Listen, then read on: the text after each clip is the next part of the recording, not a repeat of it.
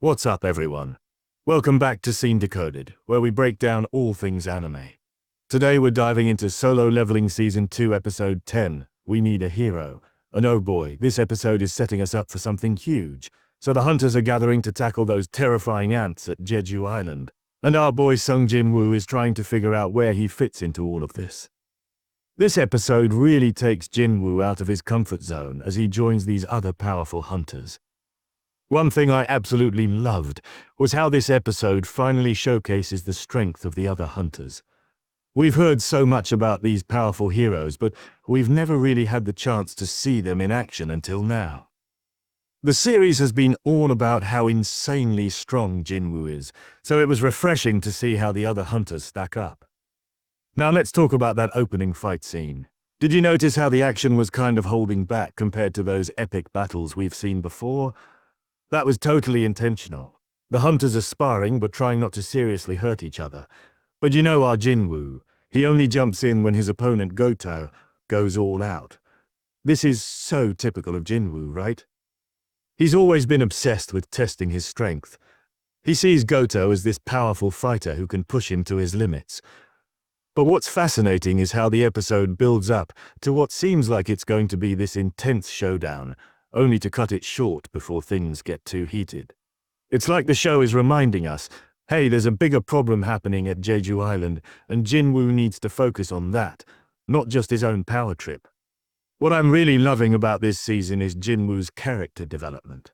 He's evolving from this self-absorbed fighter into someone who can actually work with a team.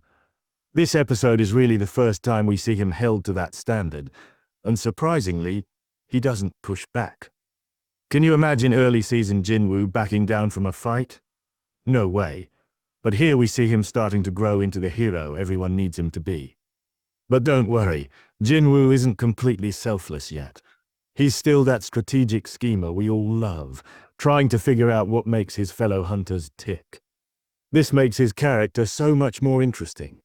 He's stepping into a more public role without completely changing who he is at his core, that innately curious guy we've been following from the beginning. What really hit me in the feels was how Jin-Woo didn't immediately jump into action with the other hunters. His attachment to his family keeps him home while everyone else heads out to the raid. It's such a powerful reminder of Jin-Woo's original motivation. He started this whole journey to save his mom, so now that she's home, he feels obligated to be there for her. But of course, the episode ends on this insane cliffhanger that makes it clear Jin-Woo can't stay out of the action for long. His incredible strength is going to be essential against those monstrous ants, and once again, he'll be called in to save the day. The stakes are through the roof now, way higher than in those dungeons he cleared before. If he fails here and can't help the hunters, all of Korea could be in danger.